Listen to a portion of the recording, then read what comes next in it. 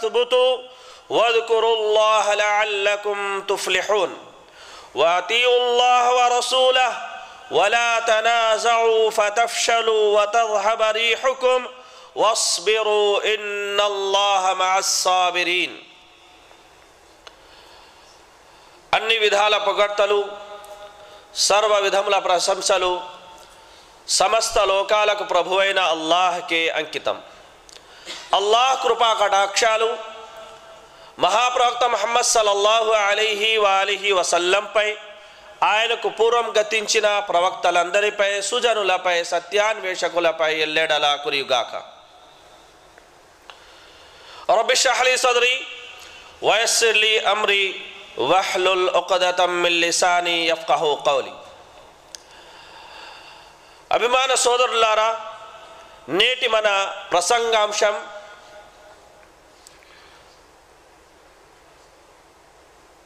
ప్రతికూల పరిస్థితుల్లో అనుకూల స్పందన. అల్లాహ్ సుబ్హానహు వ తఆలా ఖురాన్లో ఈ విధంగా సెలవిస్తున్నాడు, యా అయ్యుహల్లదీన ఆమనూ ఇదా లకీతుం ఫిఅతన్ ఫస్బుతూ వద్కురుల్లాహ లఅల్లకుం తుఫ్లిహూన్. ఓ విశ్వాసులారా, మీరు ఏ ప్రత్యర్థి సైన్యాన్ని అయినా ఎదుర్కోవలసి వచ్చినప్పుడు నిలకడ చూపండి, అత్యధికంగా అల్లాహ్ను స్మరించండి, తద్వారా మీకు విజయం ప్రాప్తిస్తుంది. అల్లాహ్ సుబ్హానహు వ తఆలా ఈ ఆయతులో ముస్లిం సమాజాన్ని ఉద్దేశించి రెండు విషయాలు ఉపదేశించాడు. ఒకటి నిలకడ, రెండవది అల్లాహ్ స్మరణ. పరిస్థితులు ఎంత సంక్లిష్టంగా తయారైనా, ఎంత క్లిష్టతరంగా అవి రూపొందినా, మనం నిలకడను కలిగి ఉండాల్సిన, అల్లాహ్ స్మరణను అత్యధికంగా చేయాల్సిన ఆవశ్యకతను ఈ ఆయతు తెలియజేస్తుంది. తర్వాత అల్లాహ్ సుబ్హానహు వ తఆలా ఈ విధంగా సెలవిస్తున్నాడు, అతీఉల్లాహ వ రసూలహు వలా తనాజౌ ఫతఫ్షలు వతద్హబ రీహుకుం వస్బిరు ఇన్నల్లాహ మఅస్ సాబిరీన్. ఇంకా మీరందరూ అల్లాహకు, ఆయన ప్రవక్తకు విధేయులై ఉండండి, పరస్పరం గొడవ పడకండి. అలా చేస్తే గనక మీరు పిరికివారైపోతారు, మీ శక్తి సన్నగిల్లిపోతుంది. అందుకే సహన స్థైర్యాలను పాటించండి. స్థైర్యం కనబర్చే వారికి అల్లాహ్ తోడుగా ఉంటాడు. ఈ ఆయతులో అల్లాహ్ సుబ్హానహు వ తఆలా మనకు రెండు విషయాల గురించి ముఖ్యంగా అల్లాహ్ సుబ్హానహు వ తఆలా ఉపదేశించాడు. ఒకటి దైవాజ్ఞ పాలన, అల్లాహ్ ఏదైతే చెయ్యమన్నాడో వాటిని చెయ్యడం, వేటి నుండి అయితే ఆగి ఉండమన్నాడో వాటి నుండి దూరంగా ఉండడం. రెండవది ప్రవక్త సల్లల్లాహు అలైహి వసల్లం వారి యొక్క అనుసరణ. ఈ రెండు విషయాల గురించి అల్లాహ్ సుబ్హానహు వ తఆలా మనల్ని ఆదేశించాడు. అలాగే అల్లాహ్ సుబ్హానహు వ తఆలా ఈ ఆయతలో ఒక విషయం నుండి వారించాడు. అదేమిటంటే వలా తనాజఉ, మీరు పరస్పరం గొడవ పడకండి. తర్వాత అల్లాహ్ సుబ్హానహు వ తఆలా గొడవ పరిణామాల్ని తెలియజేస్తూ చెప్పిన మాట ఏంటంటే, ఒకవేళ మీరు గొడవకి దిగినట్లయితే ఒకటి స్వయంగా మీరు పిరికివారైపోతారు. అలాగే మీ సంఘ శక్తి ఏదైతే ఉందో ఆ సంఘ శక్తి అనేది కూడా పూర్తిగా క్షీణించిపోతుందని అల్లాహ్ సుబ్హానహు వ తఆలా తెలియజేయడంతో పాటు మనకు కావాల్సింది ఏమిటో కూడా అల్లాహ్ సుబ్హానహు వ తఆలా బోధించాడు. అన్నాడు, వస్బిరు, సహన స్థైర్యాలు కలిగి జీవించండి. అలాగే మనం ఏదైతే అల్లాహ్ సుబ్హానహు వ తఆలా నుండి కోరుకుంటున్నామో దాని యొక్క అల్లాహ్ సుబ్హానహు వ తఆలా దాని యొక్క మాట కూడా ఇచ్చాడు. అంటే మీరు నేను చెప్పినట్టు నడుచుకున్నట్లయితే నా సహాయం మీకు లభించి తీరుతుంది. కనుక భారతదేశంలో కానీ ప్రపంచ ఏములన కానీ నివసించే ముస్లింలకు ఎదురైన యొక్క ఏ పరిస్థితులైతే కానీ ఆ పరిస్థితుల్లో అల్లాహ్ సుబ్హానహు వ తఆలా ఈ ఉపదేశాల్ని మనం 100కి 100 పాటించినట్లయితే అల్లాహ్ సహాయం కూడా 100కి 110 సార్లు మనకు ఖచ్చితంగా లభించి తీరుతుంది అనడంలో ఎటువంటి యొక్క సందేహం లేదు. కనుక అల్లాహ్ సుబ్హానహు వ తఆలా ఖురాన్లో ఈ విధంగా సెలవిస్తున్నాడు, ఇన్ యన్సురుకుముల్లాహు ఫలా గాలిబ లకుం వ ఇన్ యఖుదులుకుం ఫమన్ దల్లదీ లకుం యన్సురుకుం మిన్ బఅది. ఒకవేళ అల్లాహ్ సుబ్హానహు వ తఆలా గనక మీకు సహాయాన్ని అందిస్తే మిమ్మల్ని జయించగలిగే వాడెవడు లేడు.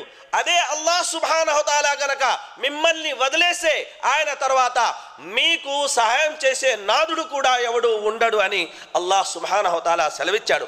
అలాగే మరో చోట అల్లాహ్ ప్రశ్నిస్తున్నాడు, అమ్మన్ హాదల్లదీ హువ జుందుల్ లకుం యన్సురుకుం మిన్ దూని రహ్మాన్. రహ్మాన్ కరుణామయుడైన అల్లాహ్ సుబ్హానహు వ తఆలాను వదిలి మిమ్మల్ని సహాయం చేసే, మీకు సహాయం చేసే సైన్యం ఈ యొక్క విశ్వ జగతిలో ఏదైనా ఉందా నాకు చూపించండి అని కూడా అల్లాహ్ సుబ్హానహు వ తఆలా సవాలు విసురుతున్నాడు. కనుక మనం ప్రవక్తల జీవితాన్ని అధ్యయనం చేసినట్లయితే వారికి కూడా చాలా యొక్క సమస్యలు ఎదురయ్యాయి. ఎలాంటి సమస్యలు ఎదురయ్యాయంటే ప్రవక్తల్లాంటి సహన స్థైర్యాలు కలిగిన యొక్క మహోన్నత వ్యక్తులే మతా నస్రుల్లాహ్, అల్లాహ్ సహాయం ఎప్పుడు వస్తుంది అన్న యొక్క దీన స్థితికి చేరుకున్నారు. అలాంటి పరీక్షల్ని వారు ఎదుర్కొన్నప్పుడు వారు సహాయార్థం ఎవరిని వేడుకున్నారు? అల్లాహ్ సుబ్హానహు వ తఆలా అనే వారు వేడుకున్నారు. కనుక ప్రవక్త నూహ్ అలైహిస్సలాంని మనం తీసుకున్నట్లయితే ప్రవక్త నూహ్ అలైహిస్సలాం అల్లాహ్ను వేడుకుంటూ రబ్బిన్ సున్ని బిమా కద్దబోన్, ఓ అల్లాహ్ నేను ఎన్నో విధాల వీరికి శత విధాల వీరి ఉదయము రాత్రి అన్ని వేళలా వీరిని నీ ధర్మం వైపునకు నీ మార్గం వైపునకు పిలిచే ప్రయత్నం చేశాను, అయితే వీరు నన్ను తిరస్కరించారు. నా ఈ పిలుపు వీరి ధిక్కార ధోరణిని పెంచిందే తప్ప వారిలో వినయ వినమ్రతలను విధేయతనని కలుగజేయలేదు. కనుక వీరికి వ్యతిరేకంగా ఓ అల్లాహ్ నాకు సహాయపడు అని హజరత్ నూహ్ అలైహిస్సలాం ప్రవక్త నూహ్ అలైహిస్సలాం వేడుకోగా ఏం జరిగిందో మీ అందరికీ తెలిసింది. ఆ తర్వాత ప్రవక్త లూత్ అలైహిస్సలాం విషయాన్ని మనం తీసుకున్నట్లయితే ఆయన కూడా అల్లాహ్ను వేడుకున్నారు. ఏమని వేడుకున్నారు? రబ్బిన్ సుర్ని అలా ఖౌమిల్ ముఫ్సిదీన్. వారి యొక్క జాతి చాలా దిక్కుమాలిన జాతి. అప్పటి వరకు ప్రపంచంలో లేని ఒక అనైతిక చర్యకు తొలుత అనేది ప్రారంభించిన ఒక దుర్మార్గపు జాతి. అదేమిటంటే స్వలింగ సంపర్కం ఆ జాతి నుండే మొదలైంది. అలాంటి జాతి ఎన్ని చెప్పినా ఎన్ని విధాల నచ్చజెప్పడానికి ప్రయత్నించినా వినకపోయేసరికి అప్పుడు అల్లాహ్ సహాయం కోసం లూత్ అలైహిస్సలాం అల్లాహ్ను వేడుకున్నారు. ప్రతిగా ఏం జరిగిందనేది ప్రత్యేకంగా మీకు నేను చెప్పాల్సిన అవసరం లేదు. కనుక నేడు ఏదైతే డెడ్ సీగా మనం మృత సాగరంగా ఏదైతే చెప్పుకుంటున్నామో ఆ డెడ్ సీ ఆ ప్రాంతపు ఆ సదూం ప్రాంత ప్రజలపై వచ్చిపడిన శిక్ష కారణంగా ఏర్పడిందన్న విషయాన్ని మనం గమనించాలి. తర్వాత మనందరి ప్రవక్త ముహమ్మద్ సల్లల్లాహు అలైహి వసల్లం అలాగే మనమందరం మన నమాజుల్లో చేసే యొక్క దుఆ ఏమిటి? అంత మౌలానా ఫన్సుర్నా అలల్ కౌమిల్ కాఫిరీన్. ఓ అల్లాహ్ నువ్వే మా కార్య సాధకుడవు, ప్రపంచంలో మా పనులు జరిపించగలిగేవాడు ఎవ్వడూ లేడు. కనుక మేము అలాగే ప్రవక్త ముహమ్మద్ సల్లల్లాహు అలైహి వసల్లం చేసిన దుఆ అంత మౌలానా ఫన్సుర్నా అలల్ కౌమిల్ కాఫిరీన్. అవిశ్వాస వర్గంపై ఓ అల్లాహ్ మాకు నువ్వు సహాయాన్ని ప్రసాదించు అని అల్లాహ్ సుబ్హానహు వ తఆలాతో మనం వేడుకుంటున్నాం. అలాగే ప్రవక్త సల్లల్లాహు అలైహి వసల్లం మనకు నేర్పించిన దుఆ ప్రస్తుత పరిస్థితుల్లో మనం చేయాల్సిన దుఆ ఏమిటంటే అల్లాహుమ్మ అంత అదుది వనసూరి వనసీరి బిక అహూలు వ బిక అసూలు వ బిక ఉకాతిల్.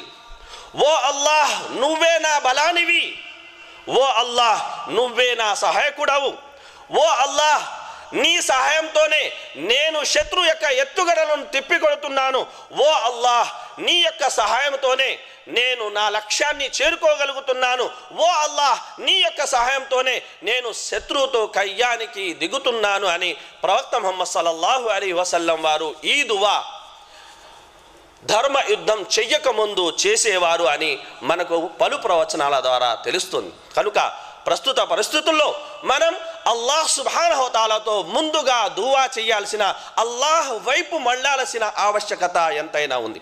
ఇక అభిమాన సోదరులారా, ఇస్లాం ధర్మ విషయాన్ని మనం తీసుకున్నట్లయితే ఇస్లాం ధర్మం నిత్య నూతన ధర్మం, అది నిరతం సంపూర్ణం. ఇస్లాం ఆధునికత ముందు ప్రపంచపు యొక్క ఆధునికతలు అన్నీ విలవిల వెలవెల. ఎందుకు అంటే ఇది మ్యాన్ మేడ్ ధర్మం కాదు, మైండ్ మేడ్ ధర్మం కాదు, మ్యాడ్ మేడ్ ధర్మం కాదు, ఇది గాడ్ మేడ్ ధర్మం. కనుక ఒక మనిషి ఒక సిద్ధాంతాన్ని చేస్తే, కొన్ని మెదడులు కలిసి ఒక సిద్ధాంతాన్ని చేసే, కొందరు వికృత చేష్టలు కలిగిన పిచ్చోళ్ళు కొన్ని సిద్ధాంతాలను తయారు చేసి, ఆ సిద్ధాంతాలకి ఎక్స్పైరీ డేట్ ఉండొచ్చేమో కానీ అల్లాహ్ సుబ్హానహు తఆలా చేసిన యొక్క సంపూర్ణ ధర్మమైన ఇస్లాంకి కాలం చెల్లడం అనేది జరగదు. కనుక ఈ సమయంలో మనం గమనించాల్సిన విషయం ఏమిటంటే, అల్లాహ్ సుబ్హానహు తఆలా ఖురాన్లో ఈ విధంగా సెలవిచ్చాడు, ఇన్నద్దీన ఇందల్లాహిల్ ఇస్లాం, నిశ్చయంగా అల్లాహ్ దగ్గర ధర్మం అనేది ఇస్లాం మాత్రమే. ఆ తర్వాత అల్లాహ్ సుబ్హానహు వ తఆలా అంటున్నాడు, వమన్ యబ్తగి గైరల్ ఇస్లామి దీన ఫలన్ యుక్బల మిన్హు వహువ ఫిల్ ఆఖిరతి మినల్ ఖాసిరీన్. ఎవరైతే ఇస్లాం ధర్మాన్ని కాదని అన్య సిద్ధాంతాలను, అన్య రాతారీతులను, అన్య పద్ధతులను, అన్య రాజ్యాంగాలను ఎవరైతే పాటిస్తారో వారి నుండి వారి కర్మలు స్వీకరించబడవు. సరికదా, రేపు పలాయ దినాన వారు ఘోరంగా నష్టపోయిన వారి జాబితాలో ఉంటారు అని అల్లాహ్ సుబ్హానహు తఆలా హెచ్చరించాడు. కనుక గమనించాల్సిన విషయం ఏమిటంటే, నేడు సర్వసాధారణంగా వినబడుతున్న మాట ఏమిటంటే, పాతది అనేది పనికిరాదు అని. ఒక వస్తువు పాతదైనంత మాత్రాన పనికిరాదు అన్న నిర్ణయానికి వచ్చేసి అధికారం మనకెవడిచ్చాడండి? ఆ విషయాన్ని మనం తీసుకున్నట్లయితే, వేల సంవత్సరాలుగా ఉదయిస్తున్న సూర్యుడు, దాని కాంతి పాతదే. వందల సంవత్సరాలుగా ఉదయిస్తున్న యొక్క చంద్రుడు, దాని వెన్నెల పాతదే. కురిసే వాన పాతదే, వీచే గాలి పాతదే, మనం నివసిస్తున్న భూమి పాతదే, పైనున్న ఆకాశం పాతదే, మన నిత్య అవసరాలన్నీ పాతవే. అంత మాత్రాన వీటి విలువ తగ్గిపోయినట్ట, లేదా వీటి విలువ అనేది నిత్యం మనకు ఉన్నట్ట? అదేవిధంగా ఇస్లాం ధర్మం అనేది కూడా 1438 సంవత్సరాల క్రితం సంపూర్ణం అయిపోయింది అని మనం చెప్పుకున్నప్పటికీ, ఇస్లాం ధర్మాన్ని అల్లాహ్ సుబ్హానహు తఆలా ప్రళయం వరకు వచ్చే ప్రజలందరి కోసం వారి వారి కాలాల్లో ఏ ఏ స్థితులు అయితే ఎదురవుతాయో ఆయా స్థితులకు అనుగుణంగా చట్టాలు చేసుకునే వెసులుబాటుని కల్పిస్తూనే ధర్మాన్ని అల్లాహ్ సుబ్హానహు తఆలా సంపూర్ణంగా గావించాడు. కనుక అల్లాహ్ సుబ్హానహు తఆలా అంటున్నాడు, వమన్ యబ్తగి గైరల్ ఇస్లామి దీనన్ ఫలన్ యుక్బల మిన్. ఇక్కడ గమనించాల్సిన విషయం ఏంటంటే, గాడ్ యొక్క మేడని చెప్పుకుంటే ఇస్లాం ధర్మం, అది కూడా ఇదే సత్యమని నొక్కి ఒక్కానించే ఇస్లాం ధర్మం, అది కూడా మత విషయమై బలవంతం చెయ్యదు. లా ఇక్రాహ ఫిద్దీన్, ధర్మ విషయంలో ఎవరి మీద ఎటువంటి బలాత్కారం లేదు అంటుంది. ఒకవేళ ఇస్లాం యొక్క రాజ్యమే కనుక ఉన్నట్లయితే, అక్కడ క్రైస్తవులు ఉంటే వారికి వారి పద్ధతుల్లో ఆరాధనలు చేసుకునే వెసులుబాటు ఉంటుంది. వేరే యొక్క మతస్థులైతే వారి వారి ధర్మాల్లో ఏదైతే ధర్మసమ్మతమై ఉన్నాయో అవన్నీ సౌకర్యాలు వారికి ఇస్లాం యొక్క చట్టం కల్పిస్తుంది. కనుక మనం గమనించాల్సిన ఒక విషయం ఏమిటంటే, నిత్య నూతనం నిరతం సంపూర్ణమైన ధర్మం ఇస్లాం ధర్మం. ఇదే అన్ని వేళలా అన్ని కాలాల్లోనూ అందరికీ అందుబాటులో ఆచరణకు యోగ్యమైన ధర్మం అన్న విషయాన్ని మనం ఇక్కడ గమనించాలి. ఎందుకు అంటే, ఈ ధర్మాన్ని ప్రసాదించిన వాడు ఎవరు ప్రసాదించారు ఈ యొక్క ధర్మాన్ని? ఈ ధర్మాన్ని మనకు ప్రసాదించిన వాడు అల్లాహ్ సుబ్హానహు తఆలా, సృష్టికర్త. అల్లాహ్ సుబ్హానహు ఖురాన్లో అంటున్నాడు, అలా యఅలము మన్ ఖలక్ వహువల్ లతీఫుల్ ఖబీర్. ఏమిటి, పుట్టించిన ఆయనే ఎరుగకుండా ఉంటాడా? గమనించాల్సిన విషయం, అల్లాహ్ సుబ్హానహు తఆలా ఆయన సూక్ష్మగ్రాహి, ఆయన సర్వాన్ని కనిపెట్టుకొని ఉన్నాడు. అంటే మనల్ని పుట్టించిన వాడు, నకసిక పర్యంతం మనల్ని తీర్చిదిద్ది ఈ స్థాయికి చేర్చిన వాడు అల్లాహ్ సుబ్హానహు తఆలాకు, ఆయనకు మన అవసరాలు తెలియకుండా ఉంటాయా? మనకేం కావాలో ఏం వద్దో ఆయనకు తెలిసినంతగా ప్రపంచంలో ఇంకెవరికి తెలియదు. గనుక ఆయన చేసిన చట్టాలు అది సర్వదా అమలు అయ్యేంత యొక్క అర్హత కలవి అన్న విషయాన్ని మనం గమనించాలి. ఎందుకంటే అల్లాహ్ సుబ్హానహు ఖురాన్లో అంటున్నాడు, వ అసిర్రు కౌలకుం అవిజహరు బిహి ఇన్నహు అలీముం బిదాతి సుదూర్. మీరు మాట్లాడే మాటలు మీరు బహిరంగంగా బిగ్గరగా చెప్పండి, లేదంటే వాటిని మీరు రహస్యంగా దాచి ఉంచండి. మీరు ఎలా చేసినా అల్లాహ్ సుబ్హానహు తఆలా మీ హృదయాల గుట్టుని సైతం అల్లాహ్ సుబ్హానహు తఆలా తెలుసుకుంటాడు అని అల్లాహ్ సుబ్హానహు వ తఆలా ఖురాన్లో తెలియజేస్తున్నాడు. అటువంటి మహోన్నత ప్రభు, సర్వోన్నత నామాలకి అర్హుడైన అల్లాహ్ సుబ్హానహు వ తఆలా ఇస్లాం ధర్మాన్ని మనకు ప్రసాదించాడు కనుక ఇస్లాం ధర్మం తర్వాత మరో యొక్క జీవన విధాన అవసరం ముస్లిం సమాజానికి లేదు. కనుక ఉమర్ రజియల్లాహు తాలా అను గారు సెలవిచ్చిన మాటను ఈ విషయంగా ఉటంకిస్తూ కాస్త ముందుకెళ్తాను. ఉమర్ రజియల్లాహు తాలా గారు అన్నారు, అజ్జనల్లాహు బిల్ ఇస్లాం, అల్లాహ్ సుబ్హానహు వ తఆలా మాకు ఇస్లాం ద్వారా కీర్తిని ప్రసాదించాడు. అదే కీర్తికి కక్కుర్తి పడుతూ ఇస్లామేతర మార్గాలను ఒకవేళ మనం అవలంబించినట్లయితే హజరత్ ఉమర్ రజియల్లాహు తాలా అను గారు అంటున్నారు, అల్లాహ్ సుబ్హానహు వ తఆలా మిమ్మల్ని అవమానపు అడుసులో పూర్తిగా కూరుకుపోయేలా చేసేస్తాడు అని హజరత్ ఉమర్ రజియల్లాహు తాలా హెచ్చరించారు. కనుక అభిమాన సోదరులారా, ఇక ప్రస్తుత పరిస్థితులు మనం తీసుకున్నట్లయితే అదే ఏఐఎంపిఎల్బి ఏం సార్ ఇది అంటారా? ఆల్ ఇండియా ముస్లిం పర్సనల్ లా బోర్డ్. కనుక నేడు ఏ ఛానల్ మీరు తెరిచినా ఖచ్చితంగా కొంత సమయం అనేది దీనికోసం వాళ్ళు కేటాయించడం అనేది మనం గమనిస్తాం. తెలుగులో మనం చెప్పుకోవాలంటే అఖిల భారత ముస్లిం వైయక్తిక న్యాయశాస్త్ర సంస్థ, అఖిల భారత ముస్లిం వైయక్తిక న్యాయశాస్త్ర సంస్థ అని దీన్ని అంటారు. ఇది 7వ తేదీ 4వ నెల 1973లో దీని స్థాపన అనేది జరిగింది. ఇది ఉన్న భాషలు ఉర్దూ, హిందీ మరియు ఆంగ్లంలో ఇది ఉంది. దీనిలోని యొక్క ప్రధాన యొక్క సభ్యుల సంఖ్య 45 అయితే స్వచ్ఛంద యొక్క సభ్యుల సంఖ్య 201గా ఉంది. మరి ఈ స్వచ్ఛంద సంస్థ అనేది ప్రభుత్వ యొక్క పరిధిలో పనిచేస్తుందా, ప్రభుత్వ వెలుపల పనిచేస్తుందా అంటే ఈ సంస్థ ప్రభుత్వ పరిధిలోనే ప్రభుత్వాలతోనే అనుసంధానం చెయ్యబడి ఇది తన యొక్క సేవల్ని ముస్లిం సమాజానికి అందజేస్తుంది. ఆ ముస్లిం సమాజానికి సంబంధించిన యొక్క సమస్యలు ఏవైతే ఉన్నాయో సకల సమస్యలు ఇందులో లేవు. శిక్ష తాలూకు ఇతరత్ర తాలూకు సమస్యలు ఇందులో లేవు. ఇందులో కేవలం వారసత్వం గురించి, విడాకుల గురించి, వివాహం గురించి ఇలాంటి వైయక్తిక కొన్ని విషయాలు ఏవైతే ఉన్నాయో ఆ వైయక్తిక విషయాల విషయంలోనే వారికంటూ ఒక పర్సనల్ లా అనేది ఇవ్వడం అనేది జరిగింది. తదనుగుణంగా వారు ముస్లిం పర్సనల్ లా బోర్డుకి చెందిన వారు ఆయా ప్రాంతాలని బట్టి వారు తీర్పులు అనేది చేస్తూ ఉంటారు. ఆ తీర్పు ప్రభుత్వం దృష్టిలోకి కూడా తీసుకెళ్ళడం జరుగుతుంది. ప్రభుత్వం కూడా దాన్ని అంగీకరిస్తుంది. కనుక ఈ యొక్క ముస్లిం పర్సనల్ లా ఏదైతే ఉందో ఇది చాలా యొక్క ఘనకార్యాలు చరిత్రలో చేసింది.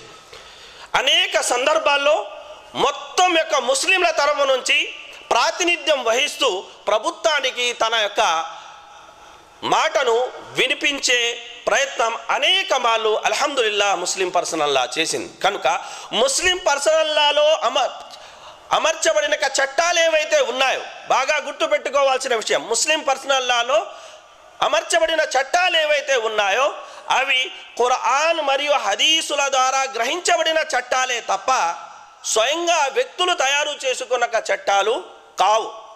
అరకొర అక్కడక్కడ విభేదాలు ఉన్నప్పటికీ దాదాపు 95-98% అని చెప్పుకున్న అవన్నీ అల్హమ్దులిల్లాహ్ ఎటువంటి ఒక మార్పుకి సాధ్యం కాని చట్టాలే ఉన్నాయి. ఒక ముస్లిం జీవితానికి సంబంధించిన చట్టాలే అక్కడ ఉన్నాయనే విషయాన్ని మనం గమనించాలి. కనుక ముస్లిం పర్సనల్ లా అనేది ఏదో ఈనాడే ఉందన్న యొక్క భ్రాంతిలో మనం ఉండాల్సిన అవసరం లేదు. ఆంగ్లేయులు పరిపాలించిన కాలంలో కూడా వారి హయాంలో కూడా ముస్లింలకు పర్సనల్ లా ఉండేది. అలాగే దారుల్ ఖదా ఉండేది. దానికి అనుగుణంగా తీర్మానాలు, తీర్పులు, సమస్య పరిష్కారాలు అనేవి అల్హమ్దులిల్లాహ్ జరిగేవి. కనుక ముస్లిం పర్సనల్ లా అనేది ముస్లింల హక్కు. ప్రతి ముస్లిం దీన్ని పర్సనల్గా భావించి కాపాడుకోవాల్సిన హక్కు. కనుక ఇక్కడ మనం గమనించాల్సిన ఒకే ఒక్క మాట ఉంది ముస్లిం పర్సనల్ లా విషయంలో. అల్లాహ్ సుబ్హానహు వ తఆలా ఖురాన్లో అంటున్నాడు, అదేమిటంటే ఇమ్మా షాకిరం వ ఇమ్మా కఫూరా. మన దగ్గర ఉండేది రెండే మార్గాలు, ఒకటి ముస్లింగా జీవించాలి, లేదంటే ఇస్లాం నుండి వైదొలగాలి. మూడో మధ్య మార్గం అనేది, మూడో యొక్క పరిష్కారం అనేది లేనే లేదు.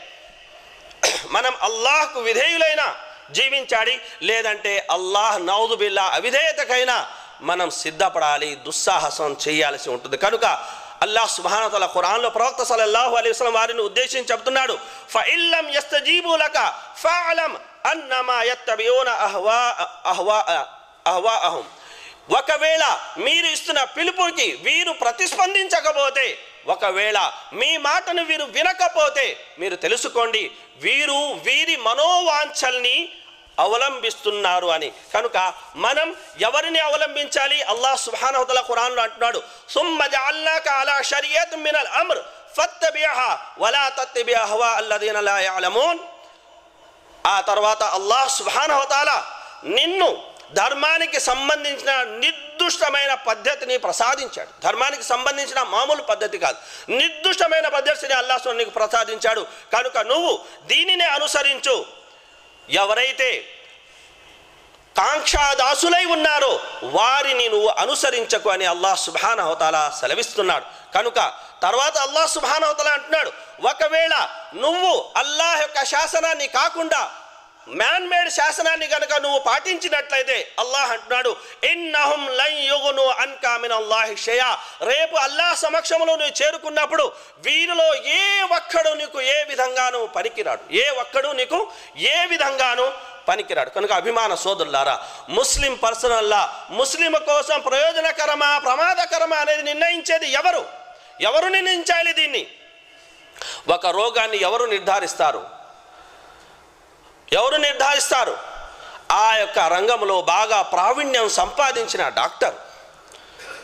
డాక్టర్ నిర్ధారిస్తాడు. ఇది రోగం ఎలాంటిది, దీనికి మందు ఏమి ఇవ్వాలి, పథ్యం అనేది ఎలా పాటించాలి, ఈ పట్టిన యొక్క పైత్యాన్ని ఎలా వదిలించాలి, ఇవన్నీ తదితర విషయాలు ఎవరు యొక్క ఇది చేస్తారు? డాక్టర్ చేస్తారు. యాక్టరో డైరెక్టరో ఏ క్యారెక్టరో లేనివాడు కాదు. అలాంటి ఒక రోగ విషయంలో ఒక డాక్టర్నే దీన్ని నిర్ధారించాలి అంటే ధర్మానికి సంబంధించిన విషయంలో యాక్టర్లు డాక్టర్లు ఏ క్యారెక్టర్ లేని వెధవలు వీరు వచ్చి ధర్మాన్ని వీళ్ళు నిర్ధారిస్తారా? ముస్లిం పర్సనల్లా ముస్లింలకు ప్రయోజనకరమా ప్రమాదకరం అనేది వీరు తెలిసి చెబుతారా? నిత్యం అనేది నగ్నత్వంతో మునిగి ఉండే వీరి జీవితాలు, నిత్యం అనేది మత్తులో జీవించే వీరు, తూగుతూ తాగుతూ బతికే వీళ్ళు ముస్లిం ప్రతినిధులా? అయితే ఆశ్చర్యకరం బాధాకరమైన విషయం ఏంటంటే ఇలాంటి పనికి మాలిన వ్యక్తుల్ని మీడియా మీదకి తీసుకువచ్చి ముస్లింల తరపు నుంచి ప్రాతినిధ్యం వహించేటట్టుగా వారిని ప్రదర్శించడం జరుగుతుంది.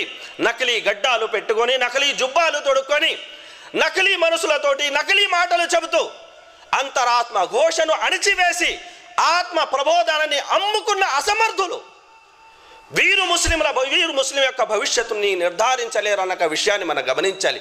కనుక ముస్లిం భవిష్యత్తును నిర్ధారించే వారు ఎవరు? ఇన్నమా యఖ్షల్లాహ మిన్ ఇబాదిహిల్ ఉలమా.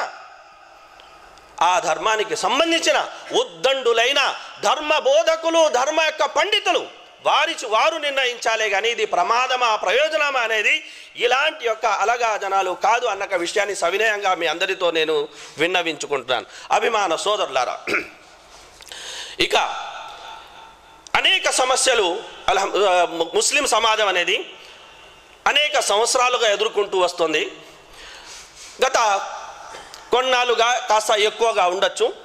అందులో గోవధకు సంబంధించి ఉండొచ్చు, అష్ఫాక్ సమస్య ఉండొచ్చు, ఇతరత్ర సమస్యలు ఉండొచ్చు. వీటన్నిటితో పాటు ఇప్పుడు ముస్లిం సమాజం ఎదుర్కొంటున్నాక మరో సమస్య వారి పర్సనల్ జీవితానికి సంబంధించిన సమస్య. అది పంధాకి సంబంధించిన సమస్య కాదు, ఈ మసలక్ ఆ మసలకి సంబంధించిన సమస్య కాదు, ఇది ఉమ్మడి సమస్య. దీన్ని మనం కోల్పోయామంటే మన ఉనికిని కోల్పోయినట్టు, మన వ్యక్తిత్వాన్ని కోల్పోయినట్టు, అసలు మనకు ఉనికే లేనట్టు. దీని వెనకాల ఉన్న ఉద్దేశం కూడా ఇదే అన్న విషయాన్ని సవినయంగా మీ అందరికీ తెలియజేస్తున్నాను. కనుక ఈ యొక్క సమస్యను లేవనెత్తేందుకు వారు తీసుకున్న కారణం త్రిబుల్ తలాక్, అంటే 3 తలాకులు. సాధారణంగా ఒక సామాన్య వ్యక్తిని వెళ్ళి మనం అడిగినట్లయితే, ఒక ముస్లిమేతర సోదరుని అడిగితే 3 తలాకులు అంటే ఏమిటంటే వాళ్ళు ఒక స్త్రీ నుండి తప్పించుకోవాలంటే తలాక్ అని 3 సార్లు అనేస్తారు, అయిపోతుంది. ఒక ముస్లింని వెళ్ళి అడగండి ఏమిటండి తలాక్ అంటే, దాదాపు ముస్లింలలో కూడా ఇదే విధమైన సమాధానం వినబడుతుంది. ఆశ్చర్యం. అయితే ధర్మం ఏం చెప్పింది? ధర్మంలో ఈ విధంగా ఉందా? ఇది కేవలం ఒక పనిష్మెంట్. ఎప్పుడైతే సమస్య తీవ్ర స్థాయికి చేరుకుంటుందో, హజరత్ ఉమర్ రజియల్లాహు అన్హు గారి కాలంలో తలాఖ్ను వారు ఆట వస్తువుగా చేసుకున్నారు కనుక దాన్ని నిర్మూలించే నిమిత్తం, దాన్ని కంట్రోల్ చేసే నిమిత్తం స్వయంగా హజరత్ ఉమర్ రజియల్లాహు తాలా అన్హువే ప్రభుత్వం, అక్కడ ఖలీఫా కనుక ఆయన తీసుకున్న నిర్ణయం ఇది, ఆయన తీసుకున్న నిర్ణయం కనుక దీన్ని ఒక ఆప్షన్గా మనం పెట్టొచ్చు, కానీ దీన్నే మనం సమాజం మీద రుద్దకూడదు. రుద్దే ప్రయత్నం ఎవరూ చేయడం లేదు.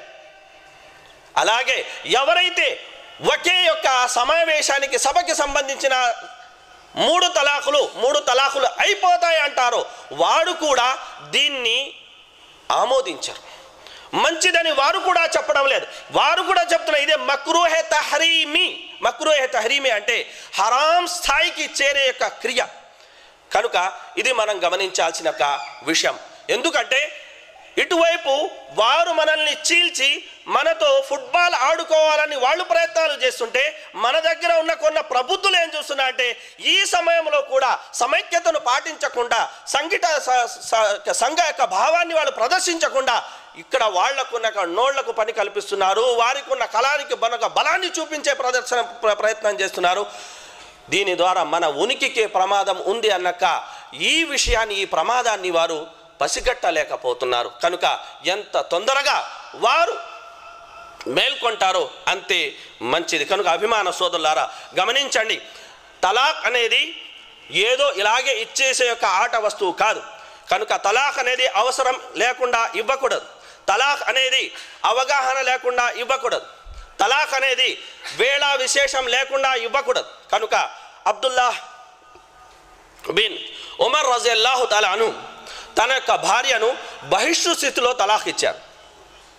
ప్రవక్త సల్లల్లాహు అలైహి వసల్లం వారి వద్దకు వచ్చి ప్రవక్త సల్లల్లాహు అలైహి వసల్లం వారు అన్నారు, నువ్వు అల్లాహ్ అవిధేయతకు పాల్పడ్డావు. అలాగే అబ్దుల్లాహ్ బిన్ మసూద్ రజియల్లాహు అన్హు వద్దకు ఒక వ్యక్తి వచ్చి నేను నా భార్యకు 100 తలాకులు ఇచ్చేశానన్నాడు. చూడండి, అవగాహన రాహిత్యం ఆ కాలంలో కూడా ఉండేది. అబ్దుల్లాహ్ బిన్ మసూద్ రజియల్లాహు తఆలా అన్హు గారు అన్నారు, నువ్వు ఇచ్చిన యొక్క 100 తలాకులో 3 తలాకులే అవి నిజమయ్యాయి, తలాక్గా పరిగణించబడాయి. మిగతా యొక్క 97 తలాకులు ఏవైతే ఉన్నాయో అవి అల్లాహ్ యొక్క గ్రంథంతో నువ్వు పరిహాసమాడినట్టు అని, అంటే 97 సార్లు అల్లాహ్ గ్రంథంతో పరిహాసం ఆడావని ఆయన కోపగించుకుని. అలాగే ప్రవక్త ముహమ్మద్ సల్లల్లాహు అలైహి వసల్లం వారి యొక్క కాలంలోనే ఒక వ్యక్తి తన భార్యకు ఒకే యొక్క సభలో 3 తలాకులు ఇచ్చేశారని తెలుసుకున్న ప్రవక్త సల్లల్లాహు అలైహి వసల్లం అగ్రహోదగ్రులై కూర్చున్న యొక్క చోటు నుండి లేచి నిలబడ్డారు. అది గమనించిన సహాబాలు ఆయన కోపాన్ని చల్లార్చడానికి, ఓదయ ప్రవక్త సల్లల్లాహు అలైహి వసల్లం ఎవడైతే ఈ పనికి పాల్పడ్డాడో ఏమిటి మేము అతని తలను తీసేయాలా? అంతగా ప్రవక్త సల్లల్లాహు అలైహి వసల్లం దీన్ని నిరసించారు. కనుక అభిమాన సోదరులారా, ప్రవక్త సల్లల్లాహు అలైహి వసల్లం వారు సెలవిచ్చిన ఒక విషయాన్ని మనం గమనించాలి. అదేమిటంటే లం నరా లిల్ ముతహాబ్బిన మిస్లన్ నికాహ్. గమనించండి, ఎంత గొప్ప విషయం. ప్రవక్త సల్లల్లాహు అలైహి వసల్లం అంటున్నారు, ప్రేమికుల కోసం వివాహం కన్నా గొప్ప విషయాన్ని నేను చూడలేదు అని ప్రవక్త సల్లల్లాహు అలైహి వసల్లం వారు సెలవిచ్చారు. అంటే ప్రేమికులు అనేవారు ఇద్దరిని ఒకరినొకరు ఇష్టపడేవారు, వారు విడిపోయి బతకాలని ప్రవక్త సల్లల్లాహు అలైహి వసల్లం అనలేదు. వారు కలిసి బతకాలి, వివాహ వ్యవస్థలో వారు ఇమడాలి, దాంపత్య జీవితం వాళ్ళు గడపాలి. ఇదే వారి కోసం అత్యంత శ్రేయస్కరమైన మార్గం అని ప్రవక్త సల్లల్లాహు అలైహి వసల్లం వారు చెప్పారు. తర్వాత ప్రవక్త సల్లల్లాహు అలైహి వసల్లం వారు చెప్పిన మాట ఏమిటంటే మా అహల్లల్లాహు షైఅన్ అబ్గదు ఇలైహి మినత్ తలాక్. అల్లాహ్ సుబ్హానహు వ తఆలా విధిగా వించిన హలాల్ చేసిన వాటిలో అల్లాహ్కు అయిష్టమైనది, అన్నిటికన్నా ఇష్టమైనది ఏదైనా ఉంది అంటే అది తలాక్ అని ప్రవక్త ముహమ్మద్ సల్లల్లాహు అలైహి వసల్లం వారు సెలవిచ్చారు. అలాగే పురుషుడికి ఈ తలాక్ యొక్క వెసులుబాటు ఇవ్వడంతో పాటు స్త్రీకి ఖులా యొక్క వెసులుబాటు కూడా ఇవ్వడం జరిగింది. అలాగే ధర్మబద్ధమైన తలాక్ దేన్ని అంటారు అంటే దానికి వ్యవధి ఇవ్వడం జరిగింది. 3 వేరు యొక్క కాలాల్లో తలాక్ ఇవ్వాల్సి ఉంటుంది.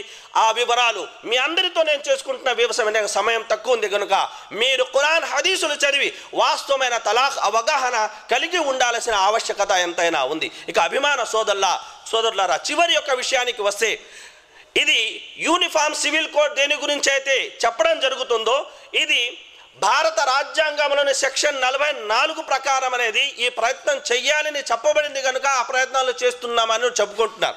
సరే, ఏది ఏమైనప్పటికీ రాజ్యాంగ నిర్మాత ఎవరండి?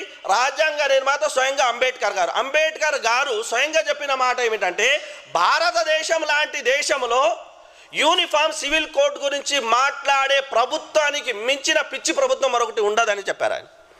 కనుక దీన్ని బట్టి చెప్పేది తెలిసేది ఏమిటంటే, భారత రాజ్యాంగం మనకు కల్పించే మత స్వేచ్ఛ ఏదైతే ఉందో, స్వేచ్ఛ అంటే అండి విద్యా స్వేచ్ఛ కావాలి, మత స్వేచ్ఛ కావాలి, ప్రాణ స్వేచ్ఛ ఇలా అనేక ఉన్నాయి కదా, సరేనా? కనుక ఆ స్వేచ్ఛని హరించి వేస్తామంటే ఇంకా ప్రజాస్వామ్యం ఎక్కడ ఉంటుంది? కనుక గమనించాల్సిన ఒక విషయం ఏమిటంటే, ఇది మొట్టమొదటి విషయం ఏంటంటే మన రాజ్యాంగానికి కాసింత విరుద్ధమైన విషయం అన్న విషయాన్ని మనం గమనించాలి. రెండో విషయం ఏంటంటే, ఇది సాధ్యమా కొన్ని ప్రాంతాల్లో, ఉదాహరణకు గోవా తీసుకోండి, నాగాలాండ్ తీసుకోండి, లేదంటే పాండిచ్చేరి ఇలాంటి కొన్ని ప్రాంతాల్లో అక్కడ ప్రత్యేక చట్టాలు అమలవుతున్నాయి. మొత్తం భారతదేశంలో ఇది సాధ్యమా?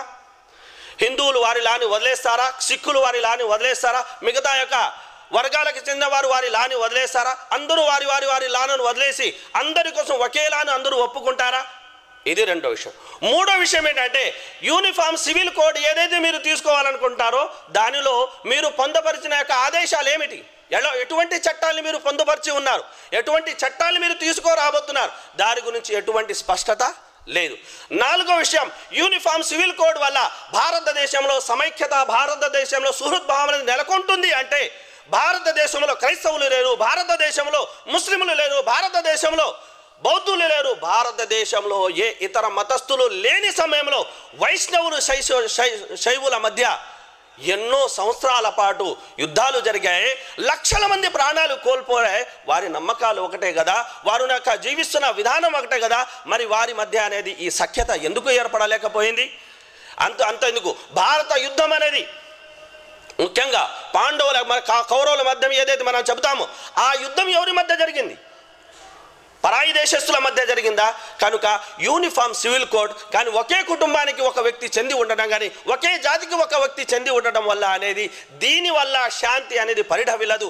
నిజంగా మనుషుల్లో అటువంటి భావన చోటు చేసుకోవాలి, అలా ప్రజల్ని తీర్చిదిద్దాలి, అలా వారిని ఎడ్యుకేట్ చేయాలే కానీ ఇలా చిన్న చితక సమస్యలు సాధ్యం కాని విషయాల్ని తీసుకొని ఇంకా చిచ్చును రేపి ఇంకా వారిని అశాంతికి అభద్రతా భావానికి గురి చేయడం అనేది ఎంత మాత్రం సబబు కాదు అన్న క్వశ్చన్. ఒకవేళ యూనిఫామ్ సివిల్ కోడ్ విషయంలో చిత్తశుద్ధి పరులైతే ఏం చేయాలి మొదట అంటే, ఇప్పటి వరకు గుజరాత్ సంఘటనలో కానీ మిగతా ఇతర సంఘటనలో కానీ ముజఫర్ యొక్క నగరకు జరిగిన సంఘటనలో కానీ ఏ మహిళలైతే మహిళల పట్ల యొక్క కాస్త శ్రద్ధ ఎక్కువ, అభిమానం, ఓకే సానుభూతి మంచిదే, ఈ మహిళలకు ఏదైతే అన్యాయం జరిగిందో వారి పిల్లల్ని వారి కళ్ళ ముందే చంపేశారు, వాళ్ళ యొక్క గర్భాల్ని కోశారు, వారి యొక్క భర్తల్ని చంపేశారు, వారి మానాల్ని హరించారు, ఎవరెవరికైతే ఇలా జరిగిందో వారందరికీ ముందు న్యాయం చేయండి.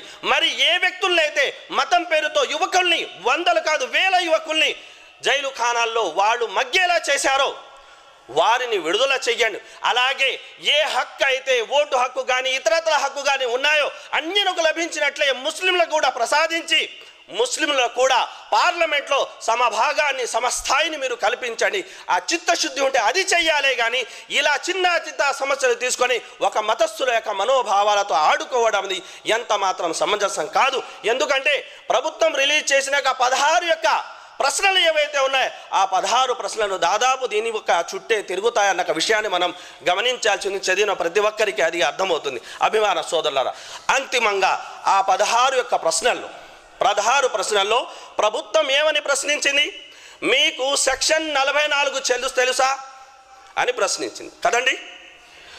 ఇప్పుడు మనం తెలుసుకోవాల్సింది సెక్షన్ 44 గురించి కాదు, మనం తెలుసుకోవాల్సింది సెక్షన్ 241 గురించి. 241 అనేక ఈ ఆంక్షను తొలగించుకుంటే ఈరోజు వచ్చిన సమస్య కాదు, కొన్ని రోజులు ఉంటుంది, తర్వాత ప్రభుత్వం దిగి వచ్చేసింది అని ఎక్కడి వాళ్ళు అక్కడ గప్చిప్ అయిపోతారు. ధర్నాలు గిన్నాలు అంత ఖలాస్, పెట్రోల్ ధరను పెంచినట్టు పెంచి మళ్ళీ తగ్గించేటట్టుగానే ఇలా మనోభావాలతో ఆడుకుని ఆ తర్వాత ఏం చేసి చల్లనీళ్ళు తల్లేసి వాళ్ళని మళ్ళీ వాళ్ళ ఇంటికి పంపించేస్తుంది. దీంతో సమస్య తీరిపోతుందా? లేదు. సెక్షన్ 241 ప్రకారం మొదట హిందూ మతాన్ని స్వీకరించిన వారికి రిజర్వేషన్ లభిస్తాయి అన్న ఒక చట్టం చేయబడింది. ఆ తర్వాత అందులో సిక్కులను, అందులోనే జైనులను, అందులోను బౌద్ధులను కూడా కలుపుకోవడం జరిగింది. ఆ రకంగా ముస్లింలను దాని నుండి వేరుపరిచేయడం జరిగింది. దీనివల్ల ఏం జరిగింది, ఏ నష్టం వాటిల్లోని చాలామంది అంటారు ముస్లింలు ఇంత శాతం ఉందారే, మరి పార్లమెంట్లో వారి ప్రాతినిధ్యం అనేది ఈ స్థాయిలో ఉంది అంటే దానికి కారణాలు అనేకం ఉండొచ్చు. అయితే అందులో ముఖ్య కారణం సెక్షన్ 241 అన్న విషయాన్ని కూడా సవినయంగా మీ అందరికీ నేను తెలియజేస్తున్నాను. ఎందుకంటే కొన్ని ప్రాంతాల్లో ఎక్కడైతే 50% ముస్లింలు ఉన్నారో, ఎక్కడైతే 35% ముస్లింలు ఉన్నారో, ఎక్కడైతే 44% ముస్లింలు ఉన్నారో, మరెక్కడైతే 25% దానికన్నా తక్కువ ముస్లింలు ఉన్నారో ఇక్కడ నుండి ముస్లిం ప్రతినిధే లేడు. కారణం ఏమిటంటే అక్కడ ఆ సీట్లు అనేవి ఎస్టీ మరియు ఎస్సీలకు రిజర్వ్ అయిపోయాయి. కనుక ఈ చట్టంలో మనం సవరణలు తీసుకువచ్చేందుకు కనుక గట్టిగా ప్రయత్నించినట్లయితే దీనివల్ల 2 లాభాలు మనకైతే ఏవైతే నష్టపోతున్నాం అవే. ఒకటి, మన హక్కు మనకు దక్కుతుంది. రెండవది, మనకు రక్షణ లభిస్తుంది. ఈరోజు ఒక తక్కువ కులానికి చెందిన వ్యక్తిని అతని కులంతో పిలవడానికి భయపడుతున్నారు. కారణం ఏంటి? అటువంటి చట్టం ఉంది కనుక. అదే ముస్లింల మతం పేరుతో వారు దూషించిన వారిని, ద్వేషించిన వారిని ఏమి చేసినా ఎందుకు ఎవరు అడిగే నాదుడు లేదంటే చట్టమే లేదు. కనుక అభిమాన సోదరులారా, మనం మన రాజ్యాంగ అవగాహన దాన్ని గౌరవించడంతో పాటు రాజ్యాంగ అవగాహన, ఎందుకంటే రాజ్యాంగం ప్రజల ప్రయోజనార్థమే కనుక రాజ్యాంగ అవగాహన కలిగి ఉండి మన హక్కుల కోసం మనం పోరాటం చేయాల్సిన తరుణం ఇది. ఈ రోజుతోటి ఈ సమస్యతోటి అంతమయ్యేది కాదు. మన హక్కుల్ని మనం పొందేంత వరకు పోరాడాల్సిన ఆవశ్యకత ఇది. అల్లాహ్ సుబ్హానహు వ తఆలా మనందరికీ అనడం వినడం కన్నా పాటించే సద్బుద్ధిని ప్రసాదించాలి. దాంతోపాటు ఒకే ఒక్క మాట, అదేమిటంటే వహద్ సంగ్రామ సందర్భంగా ఒక ఆయత అవతరించింది. అదేమిటంటే అఫ ఇమ్మాత ఔ ఖుతిలన్ కలబ్తుం అలా అకాబికుం, ఒకవేళ ఈ ప్రవక్త మరణించినా లేదంటే హత్య చేయబడినా మీరు వెనుదిరిగిపోతారా? ఒకవేళ యూనిఫామ్ సివిల్ కోడ్ వచ్చేసినా మనం మన ధర్మాన్ని వదిలేస్తామా? ఎన్నటికీ కాదు. ప్రాణాన్ని వదులుతాము కానీ ధర్మాన్ని కాదు అన్న విషయాన్ని మనం గమనించాలి.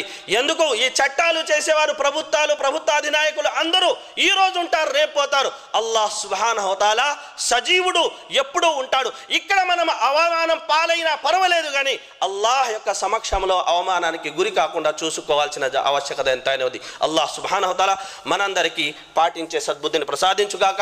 బారకల్లాహు లనా వ లకుం ఫిల్ ఖురానిల్ హకీమ్ వ నఫఅని వ ఇయ్యాకుం బిల్ ఆయాతి వ దిక్రిల్ హకీమ్ ఇన్నహు తఆలా గఫూరుర్ రహీమ్.